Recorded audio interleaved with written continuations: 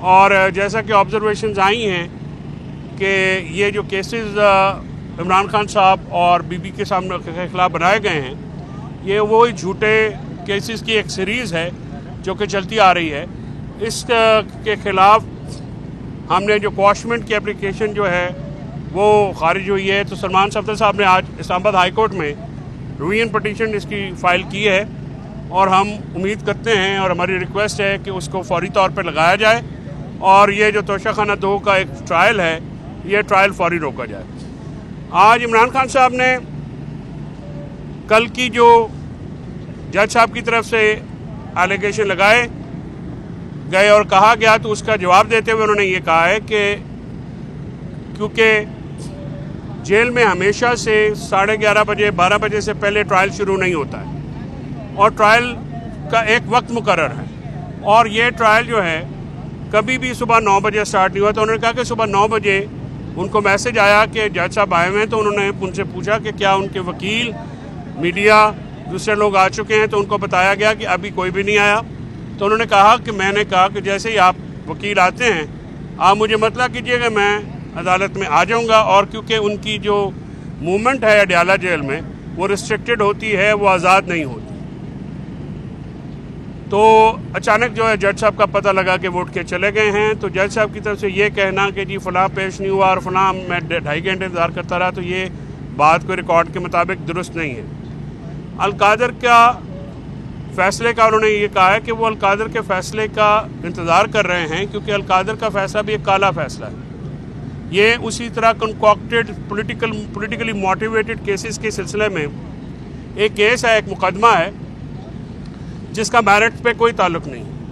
آج عمران خان صاحب نے بطور خصوصی طور پہ القادر کا پوسٹ مارٹم کیا اور انہوں نے یہ سوال کیا ہے اور ہم یہ سوال آج سابق وزیر اعظم یا نواز شریف سے پوچھیں گے کہ ان کے نواز نے 9 ارب کی پراپرٹی 18 ارب روپے میں ملک ریاض صاحب کو کیوں بیچی اور اس کی جو قیمت تھی وہ 9 ارب تھی. تو 9 ارب روپے زائد کے جو اماؤنٹ تھی وہ کس کھاتے میں لے گی. نواز شریف کے خلاف یہ FIR ہے. اب وہ جواب دیں کہ انہوں نے ملک ریاض سے 9 ارب روپیہ اضافی کس سلسلے میں لیا جس کے بعد NCA نے سسپیشس ٹرانزیکشن کی پروسیڈنگ شروع کی اور انہوں نے اس پیسے کو فریز کیا. فریز کرنے کے بعد تحقیقات کے بعد ملک ریاض کے ساتھ ان کا UK لاز کے تحت ایک ایگریمنٹ ہوا جس میں ان کے جو پیسے تھے یہ میں دیکھنے والوں کو بتا دوں کہ UK میں انگلینڈ میں جو ڈیل ہوتی ہے جائیداد ہوتی ہے وہ سولیسٹرز یعنی وکلا کرتے ہیں, فرمیں کرتی ہیں. تو یہ پیسے ملک ریاض صاحب کو ہی واپس ہوئے اور کیبنٹ کا جو پاکستان کی کیبنٹ کا تھا 190 ملین کی خطیر رقم جو ہے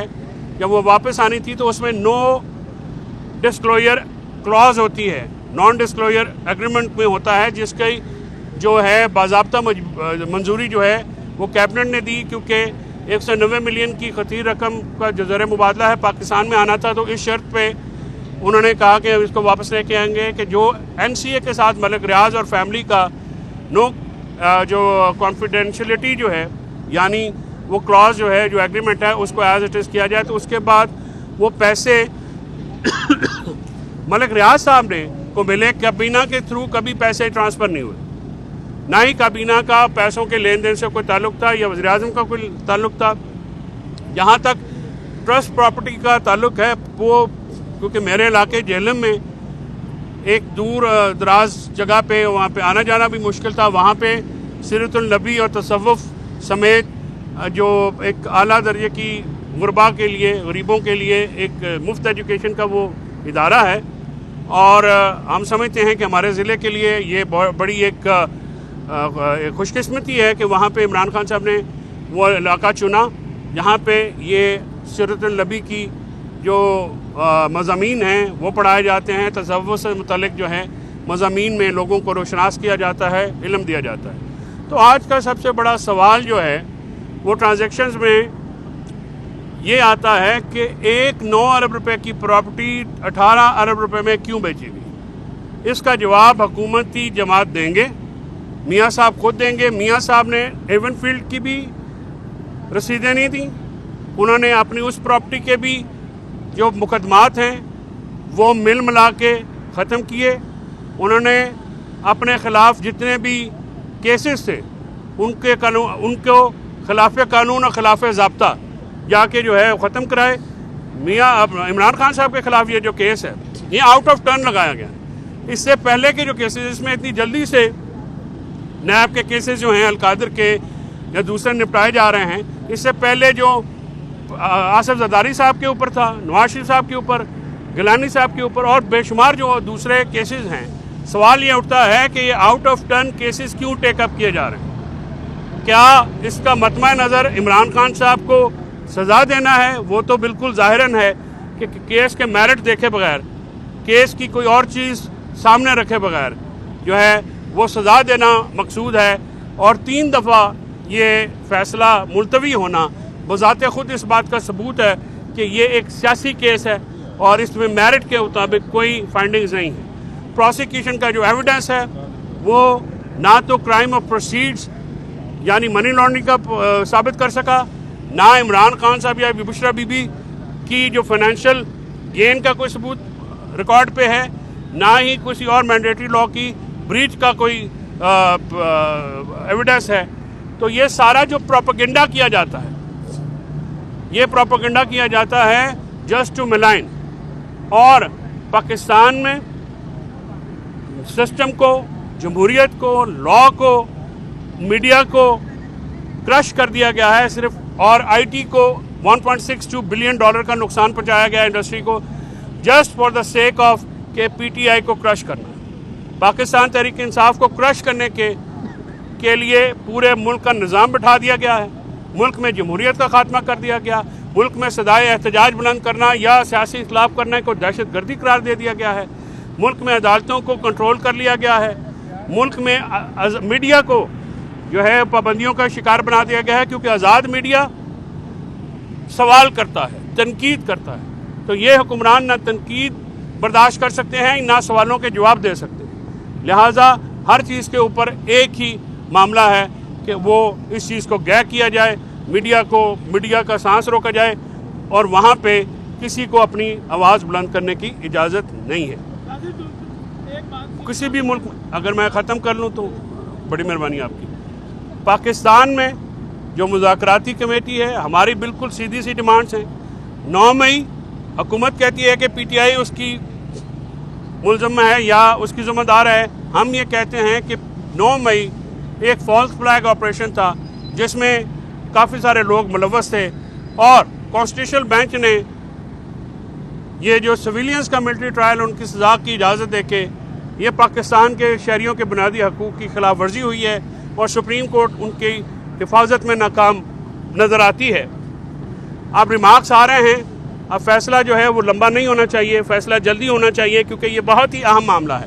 2015 میں جب اے پی ایس پشاور پہ اٹیک ہوا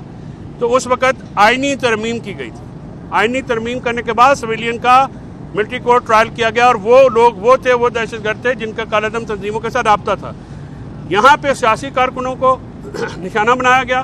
جنہوں نے پی ٹی آئی چھوڑی ان کو 9 مئی سے بری الذمہ قرار دے دیا گیا, جنہوں نے پی ٹی آئی کو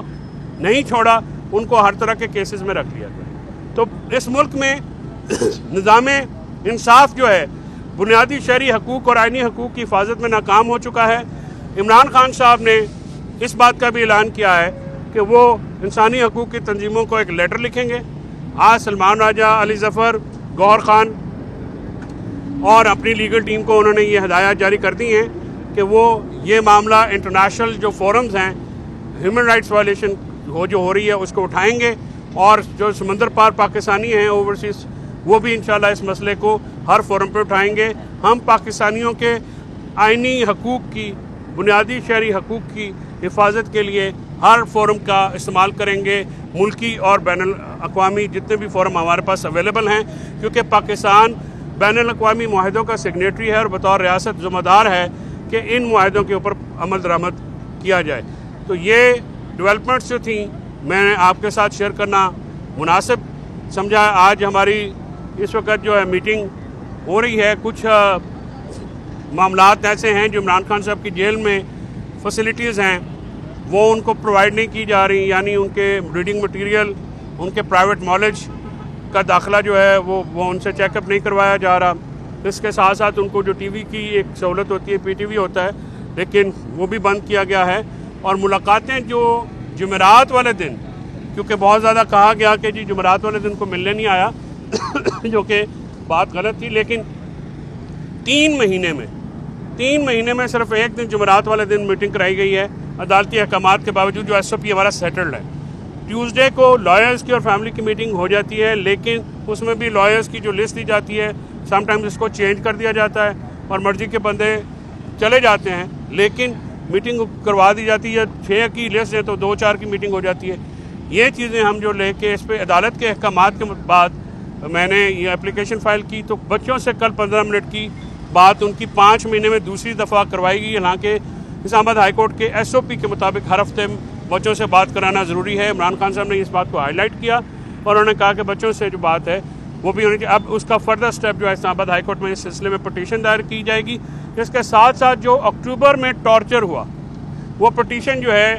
وہ سپریم کورٹ کے ہیومن رائٹ سیل میں پڑی ہوئی ہے۔ ہماری گزارش ہے چیف جسٹس پاکستان سے کہ اس پٹیشن کو سنا جائے، اس پٹیشن کو جو ہے اس پہ سن کے ایک فارمر پرائم منسٹر کو جیل، قوانین کے خلاف، آئین اور قانون کے خلاف جو ٹریٹ کیا گیا ہے، جو ان کے اوپر مینٹل ٹارچر کیا گیا، اس کا جو ہے پراپر سدباب ہونا چاہیے، اس کی جو ہمیں ریمیڈی ہے وہ ملنی چاہیے، کیونکہ وہ عمران خان صاحب کے اوپر ایک ظلم رکھا گیا 3 ہفتے کے لیے، ان کو لاک اپ میں بند کر کے مینٹل ٹارچر کیا گیا۔ یعنی آپ یہ کہہ رہے ہیں ڈاکٹر صاحب کہ جو لوگ مذاکراتی کمیٹی میں بیٹھے ہیں وہ بوٹس ہیں؟ میرے خیال میں تو وہ سیاسی لوگ ہیں، اور مذاکرات ان کے ساتھ جاری ہونے کا مطلب یہ نہیں ہے کہ جو ہمارے جو مظالم ہیں یا جو ہمارے اوپر ہونے والا ایک ظلم روا رکھا گیا ہے، جبر رکھا گیا ہے ریاست کا، اس کے اوپر ہم بات کرنا چھوڑیں گے۔ ہم 26 نومبر کا اور 9 مئی کا ہم ذکر نہیں چھوڑیں گے، کیونکہ ہمارے لوگ شہید ہوئے ہیں، زخمی ہوئے ہیں، ہمارے لوگوں کو جیل میں رکھا گیا ہے، ہمارے لوگوں کو جعلی مقدموں میں شامل کیا گیا ہے، ان کے ساتھ آئینی اور قانونی حقوق پامال کیے گئے ہیں۔ ہماری پارٹی سے آج ہم سے بات چیت کرتے ہوئے انہوں نے یہ کہا کہ قاضی فائز عیسیٰ جس نے پی ٹی آئی سے اور عمران خان سے بیعت کا سمبل لیا تھا، اس کو یہ یاد ہونا چاہیے کہ آج وہ نہیں ہے، لیکن پی ٹی آئی موجود ہے۔ تمام تر ریاستی جبر کے باوجود، تمام تر ایفرٹس کے باوجود عمران خان جیل میں بھی کھڑا ہے، لڑ رہا ہے، اپنے موقف پہ قائم ہے، اور پی ٹی آئی جو ہے موجود ہے۔ کسی بھی سیاسی جماعت کو ڈنڈے کے زور پہ ختم نہیں کیا جا سکتا۔ کمشنر پنڈی کی جو سٹیٹمنٹ تھی اس کے باوجود فارم 47 کی جو حکومت ہے اس کو قاضی فائز عیسیٰ اور الیکشن کمشنر نے پروٹیکشن دی، اور الیکشن کمیشن نے، جس کی آج تمام تر کوششوں کے باوجود پی ٹی آئی کھڑی ہے، عمران خان کھڑا ہے، اور جنہوں نے ان کو ہرانے کے لیے انہوں نے